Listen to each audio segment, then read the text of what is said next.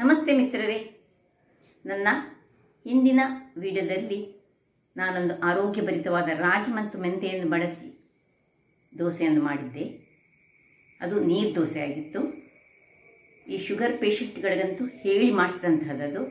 ನಮ್ಮ ಶುಗರನ್ನು ಕಂಟ್ರೋಲ್ನಲ್ಲಿ ಇಡಲಿಕ್ಕೆ ಮತ್ತು ಶುಗರ್ ಬಾರದಂತೆ ತಡೆಯಲು ಇಂತಹ ದೋಸೆಗಳನ್ನು ನಾವು ವಾರದಲ್ಲಿ ಒಂದು ಬಾರಿಯಾದರೂ ತಿನ್ನಬೇಕು.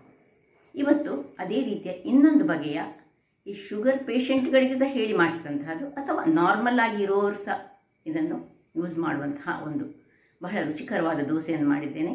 ಹಾಗಾದರೆ ಯಾರೆಲ್ಲ ನನ್ನ ಚಾನಲನ್ನು ನೋಡ್ತಿದ್ದೀರಿ, ಯಾರೆಲ್ಲ ಇನ್ನೂ ಸಬ್ಸ್ಕ್ರೈಬ್ ಮಾಡಿಲ್ಲ, ದಯವಿಟ್ಟು ಸಬ್ಸ್ಕ್ರೈಬ್ ಮಾಡಿ ಸಪೋರ್ಟ್ ಮಾಡಿ ಅಂತ ಹೇಳುತ್ತಾ ಬನ್ನಿ ಈ ಆರೋಗ್ಯದಾಯಕವಾದ ರಾಗಿ ಮತ್ತು ಮೆಂತೆಯನ್ನು ಬಳಸಿ ಮಾಡಿದಂತಹ ದೋಸೆಯನ್ನು ಹೇಗೆ ಮಾಡುವುದು ಎಂದು ನೋಡೋಣ. ನಮಸ್ತೆ ಮಿತ್ರರೇ, ಇವತ್ತೊಂದು ಆರೋಗ್ಯದಾಯಕವಾದ ದೋಸೆಯನ್ನು ಮಾಡೋಣ. ರಾಗಿ ಹುಡಿ, 1 ಚಮಚ ಮೆಂತೆ, 1 ಬೌಲ್ ರಾಗಿ ಹುಡಿಗೆ 1 ಚಮಚದಷ್ಟು ಮೆಂತೆ ಕಾಳು, 1 ಚಮಚ ಜೀರಿಗೆ, 1 ನೀರುಳ್ಳಿ ಇದನಿಗೆ ಚಾಪ್ ಮಾಡಿಕೊಳ್ಬೇಕು, 1 ಅರ್ಧ ಬೌಲ್ನಷ್ಟು ತೆಂಗಿನ ತುರಿ, ಸ್ವಲ್ಪ ಕರಿ ಲೀವ್ಸ್, ಮತ್ತು ಈ ಹಲಸಿನ ಬೀಜ ಇದನ್ನು ನಾನು ಗುದ್ದಿಟ್ಟುಕೊಂಡಿದ್ದೇನೆ. ಗುದ್ದಿಟ್ಟುಕೊಂಡು ಈಗ ನಾವೇನು ಮಾಡಬೇಕು ಹೇಳಿದರೆ, ಈ ಒಂದು ಕಬ್ಬಿಣದ ಬಾಣಲೆಯಲ್ಲಿ ಮೊದಲಿಗೆ ನಾವು ಈ ಮೆಂತೆ ಮತ್ತು ಜೀರಿಗೆಯನ್ನು ಸ್ವಲ್ಪ ಹುರಿದುಕೊಳ್ಳೋಣ. ಸ್ವಲ್ಪ ಹುರಿದ್ರೆ ಸಾಕು, ಎಷ್ಟೊಂದು ಫ್ರೈ ಆದರೆ ಸಾಕು. ಮೆಂತೆ ಸ್ವಲ್ಪ ಪಟಪಟ ಹೇಳುವಾಗ ನೋಡಿ ಸಾಕು, ಇಷ್ಟು ನಾನು ಇದನ್ನು ತೆಗೆದುಕೊಳ್ತೇನೆ.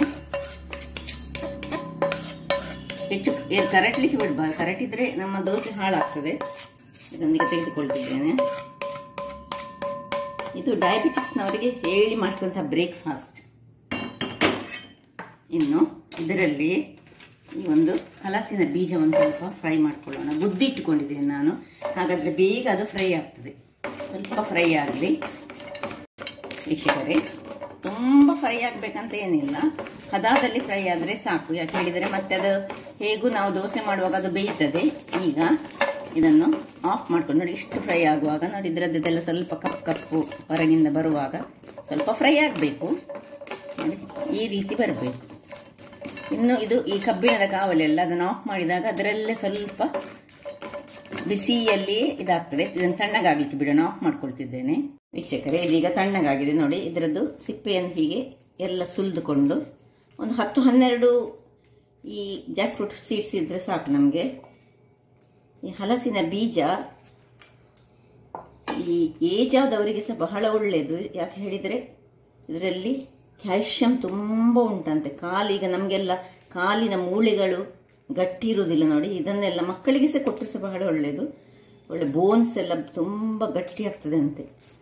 ಇಷ್ಟೇ ಒಂದು ಏನೊಂದು ಹೆಚ್ಚು ಕ್ರಯ ಇರದ ನಾವು ತಿಂದು ಬಿಸಾಡುವಂತಹ ಈ ಒಂದು ಬೀಜದಲ್ಲಿಯೂ ಇಂತಹ ಆರೋಗ್ಯಕರ ಗುಣ ಇರುವುದು ಹೇಳಿದರೆ ನಿಜವಾಗಿ ಇದೊಂದು ದೇವರ ಸೃಷ್ಟಿ ಅಂತಲೇ ನಾವು ಹೇಳ್ಬೋದು.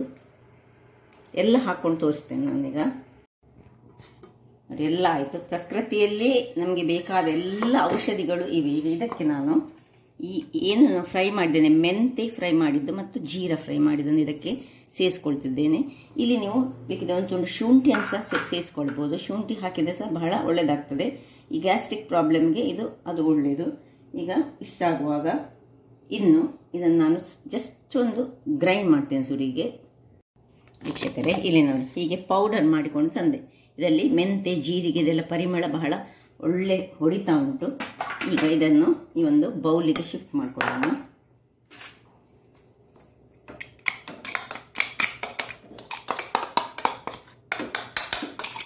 ಇನ್ನೂ ಸಹ ಬೇಕಿದ್ರೆ ನಿಮಗೆ ಬಾಯಿಗೆ ಸಿಕ್ಕುದು ಬೇಡದಿದ್ರೆ ಇನ್ನೂ ಸಹ ಪೌಡರ್ ಮಾಡ್ಕೊಳ್ಬೋದು. ಇದನ್ನು ಇನ್ನು ಇದಕ್ಕೆ ಸ್ವಲ್ಪ ಹೆಚ್ಚಿಟ್ಟಂತಹ ಕಾಯಿ ಮೆಣಸು ಬೇಕಿದ್ರೆ ನಿಮಗೆ ಬಾಯಿಗೆ ಸಿಕ್ಕುದು ಬೇಡದಿದ್ರೆ ಕಾಯಿ ಮೆಣಸನ್ನು ಗ್ರೈಂಡ್ ಮಾಡುವಾಗೆಲ್ಲ ಹಾಕೊಳ್ಬೋದು, ಅಥವಾ ಒಣಮೆಣಸನ್ನು ಸಹ ಗ್ರೈಂಡ್ ಮಾಡುವಾಗ ಹಾಕೊಂಡು ಮಾಡ್ಬೋದು, ಅದು ಸಾಕ್ತದೆ. ಈಗ ಇದಕ್ಕೆ ಉಪ್ಪನ್ನು ಹಾಕೊಳ್ಳೋಣ. ಉಪ್ಪಿನ ಪೌಡರ್ ರುಚಿಗೆ ತಕ್ಕಷ್ಟು ಹಾಕೊಳ್ತಿದ್ದೇನೆ ನಾನು. ಇನ್ನು ತೆಂಗಿನ ತುರಿ, ಇದು ಸಹ ಆಪ್ಷನಲ್, ಬೇಕಿದ್ರೆ ಮಾತ್ರ ಹಾಕೊಳ್ಬೋದು. ಎಷ್ಟು ತೆಂಗಿನ ತುರಿ ನಿಮಗೆ ಬೇಕು ಅಷ್ಟನ್ನು ಹಾಕೊಳ್ಳಿ. ಇನ್ನು ನೀರುಳ್ಳಿ, ಹೊಚ್ಚಿಟ್ಟಂತಹ ನೀರುಳ್ಳಿ. ಇಲ್ಲಿ ನೀವು ಬೇರೆ ಯಾವುದೇ ನೀರುಳ್ಳಿ ಹಾಕದಿದ್ದರೆ ಸಹ ನಡೀತದೆ, ಖಾಲಿ ಸಾಕ್ತದೆ. ಅಥವಾ ಕ್ಯಾರೆಟ್ ಬೇಕಿದ್ರೆ ಕ್ಯಾರೆಟ್ ಹಾಕ್ಕೊಳ್ಳಿ, ಬೇಕಿದ್ರೆ. ಇದಾದರೆ ಕ್ಯಾರೆಟ್ಗಿಂತ ಖಾಲಿ ನೀರುಳ್ಳಿಯಲ್ಲಿ ಇದು ಬಹಳ ಚೆನ್ನಾಗಿ ಬರ್ತದೆ. ಈಗ ಸ್ವಲ್ಪ ಕರಿಬೇವಿನ ಸೊಪ್ಪನ್ನು ಸಣ್ಣ ಸಣ್ಣದಾಗಿ ಚಾಪ್ ಮಾಡಿಕೊಂಡು ಹಾಕೊಳ್ಳೋಣ.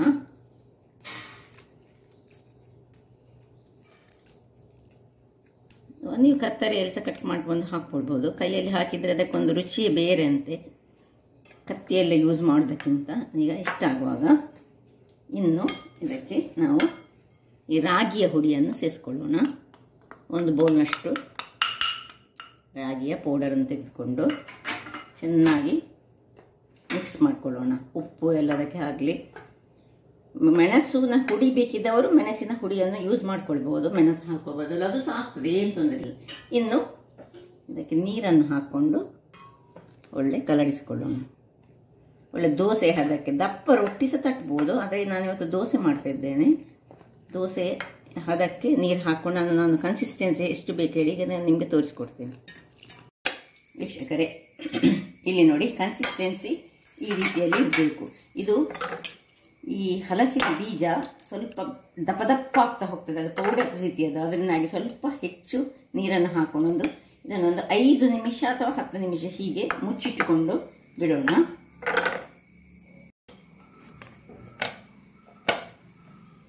ಹತ್ತು ನಿಮಿಷಗಳ ಬಳಿಕ ನೋಡಿ, ಇಲ್ಲಿ ಒಂದು ನಾನು ಕಬ್ಬಿಣದ ಕಾವಲಿಯನ್ನು ಇಟ್ಟುಕೊಂಡಿದ್ದೇನೆ. ಈಗ ಅದಕ್ಕೆ ಮೊದಲಿಗೆ ನಾವು ಸ್ವಲ್ಪ ಎಣ್ಣೆಯನ್ನು ಕಾಗಿಸಿಕೊಳ್ಳೋಣ, ಬ್ರಷ್ ಮಾಡಿಕೊಳ್ಳೋಣ. ಬ್ರಷ್ ಮಾಡಿಕೊಂಡು ಸ್ವಲ್ಪ ಬಿಸಿಯಾದ ಮೇಲೆ ಇದನ್ನು ನೋಡಿ ಒಳ್ಳೆ ತಿರುಗಿಸ್ಕೊಳ್ಬೇಕು. ಇದಕ್ಕಿಂತ ಸ್ವಲ್ಪ ನೀರು ಬೇಕಿದ್ರೆ ಮಾಡ್ಕೊಳ್ಬೋದು. ಒಂದು ಸೌಂಡಿನಷ್ಟು ತೆಗೆದುಕೊಂಡು, ಇದು ತುಂಬ ತೆಳು ಬೇಕಿದ್ರೆ ನೀರು ಮಾಡಿಕೊಂಡು ತೆಳು ದೋಸೆ ಮಾಡ್ಬೋದು, ದಪ್ಪ ಬೇಕಿದ್ರೆ ದಪ್ಪ ದೋಸೆ ಮಾಡ್ಬೋದು, ಹೀಗೆ ಸಾಕ್ತದೆ.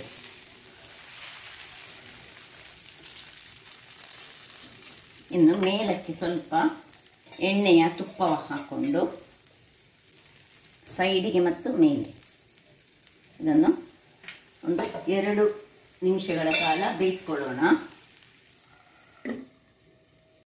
ವೀಕ್ಷಕರೇ, 2 ನಿಮಿಷಗಳ ಬಳಿಕ ನೋಡಿ ಹೀಗೆ ಒಳ್ಳೆ ಬೆಂದಿದೆ. ಇದು ಈ ಜಾಕ್ ಫ್ರೂಟ್ ಸೀಡ್ಸ್ ಅಂದರೆ ಹಲಸಿನ ಬೀಜ ಯೂಸ್ ಮಾಡಿದಂತ ಹೇಳಿ ಗೊತ್ತಾಗೋದಿಲ್ಲ. ಈಗ ಇದನ್ನು ಅಡಿಮೇಲ್ ಮಾಡ್ಕೊಳ್ಳೋಣ.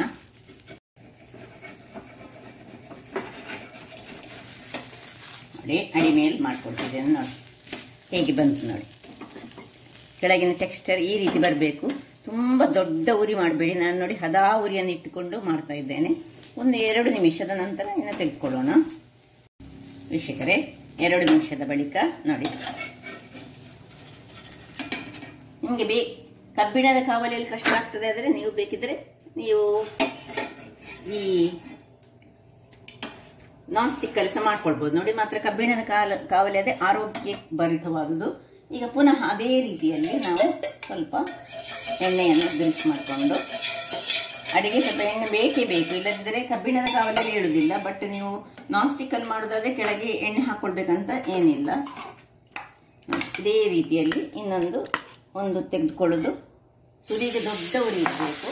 ಆಮೇಲೆ ಅದನ್ನು ಉರಿಯನ್ನು ದೋಸೆ ಮಾಡಿದ ಮೇಲೆ ಮುಚ್ಚುವಾಗ ಉರಿಯನ್ನು ಹದಾ ಉರಿಗೆ ಮಾಡ್ಕೊಳ್ಬೇಕು, ಇಲ್ಲದೆ ಕರಟುವ ಚಾನ್ಸ್ ಉಂಟು. ಅದರಿಂದಾಗಿ ಯಾಕೆಂದರೆ ಇದರಲ್ಲಿ ಇರುವುದು ಹಲಸಿನ ಬೀಜ, ಸೊ ಬಹಳ ಚೆನ್ನಾಗಿ ಬರ್ತದೆ. ಈಗ ಹಲಸಿನ ಸೀಸನ್ ಆದ್ದರಿಂದಾಗಿ ನಾನು ಇದನ್ನು ಮಾಡಿ ತೋರಿಸ್ತಿದ್ದೇನೆ. ಡಯಾಬಿಟಿಕ್ ಪೇಷಂಟ್ಗಳಿಗಂತೂ ಬಹಳ ಉತ್ತಮ. ಇದರ ಮೇಲೆ ಸ್ವಲ್ಪ ಎಣ್ಣೆ ಬೇಕಿದ್ರೆ ಹಾಕೊಳ್ಳಿ, ಇಲ್ಲದ್ರೆ ಬೇಡ. ಹಾಕೊಂಡು ಮುಚ್ಚಿಟ್ಕೊಂಡು 5 ಅಥವಾ 4 ನಿಮಿಷಗಳ ಕಾಲ ಬೇಯಿಸ್ಕೊಳ್ಳೋಣ. ಇದು ಬೇಯ್ತಾ ಇರುವಾಗ ಇಲ್ಲಿ ಇದಕ್ಕೆ ಚಟ್ನಿಗೆ ರೆಡಿ ಮಾಡೋಣ. ಸಣ್ಣ ಹುಳಿ 1 ತುಂಡು, ಒಂದು ಕೆಂಪು ಚಟ್ನಿ ಇದಕ್ಕೆ ಒಳ್ಳೆಯಾಗ್ತದೆ, ಒಂದು ಸಣ್ಣ ತುಂಡು ನೀರುಳ್ಳಿ, ಸ್ವಲ್ಪ ತೆಂಗಿನ ತುರಿ, ಇನ್ನು ಉಪ್ಪು, ಇಷ್ಟನ್ನು ಹಾಕೊಂಡು ಇದಕ್ಕೆ ಕೆಂಪು ಚಟ್ನಿ ಬಹಳ ಚೆನ್ನಾಗಿ ಬರ್ತದೆ. ಸ್ವಲ್ಪ ಉಪ್ಪನ್ನು ಹಾಕೊಂಡು ಇದಕ್ಕೆ ನೀರು ಹಾಕಿ ನಾನು ಗ್ರೈಂಡ್ ಮಾಡಿ ತರ್ತೇನೆ. ವೀಕ್ಷಕರೇ ನೋಡಿ, ಕೆಂಪು ಚಟ್ನಿ ರೆಡಿ ಆಯಿತು. ಇದಕ್ಕೆ ಏನು ಸಿಂಪಲ್ ಚಟ್ನಿ, ಏನು ತೆಂಗಿನ ತುರಿ ಮತ್ತೊಂದು ಕೆಂಪು ಮೆಣಸು, ಒಂದು ಸಣ್ಣ ನೀರುಳ್ಳಿ ಹಾಕಿ ಮಾಡಿದಂತಹ, ಬೆಳ್ಳುಳ್ಳಿ ಬೇಕಿದ್ದರೆ ಸಹ ಹಾಕ್ಕೊಳ್ಬೋದು, ಉಪ್ಪು ಹುಳಿ. ಸೊ ಈ ಚಟ್ನಿ ಇದಕ್ಕೆ ಬಹಳ ಸೂಟ್ ಆಗ್ತದೆ. ನೋಡಿ ಇಲ್ಲಿ ರೆಡಿ ಆಯಿತು. ಆಯಿತು ನೋಡಿ, ಹೀಗೆ ಟೆಕ್ಸ್ಚರ್ ನೋಡಿ ಅಂತ ಹೇಗೆ ಬಂದಿದೆ, ಕೆಳಗಿದ್ದು ಟೆಕ್ಸ್ಚರ್ ಹೇಗೆ ನೋಡಿ, ಬಹಳ ಸ್ಮೂತಾಗಿ ರುಚಿಕರವಾಗಿ ಬರ್ತದೆ ನೋಡಿ. ಬೇಕಿದ್ರೆ ನೀವು ಸ್ವಲ್ಪ ಕ್ರಿಸ್ಪಿ ಸಹ ಕಾಯಿಸ್ಕೊಳ್ಬೋದು. ಈ ರೀತಿಯಾಗಿ ಚಟ್ನಿ ಒಟ್ಟಿಗೆ ತಿನ್ನಲಿಕ್ಕೆ ಸೂಪರ್ಬ್ ಆಗಿರ್ತದೆ ನೋಡಿ. ಏನು ಮೆಂತೆ ಹಾಕಿದ ಹೇಳಿ ಸಹ ಗೊತ್ತಾಗೋದಿಲ್ಲ. ಜೀರ ಉಂಟು, ಅಂದರೆ ಈ ಗ್ಯಾಸ್ಟ್ರಿಕ್ ಅಂಶವನ್ನು ಹೋಗಾಡಿಸಲಿಕ್ಕೆ ಜೀರ ಉಂಟು.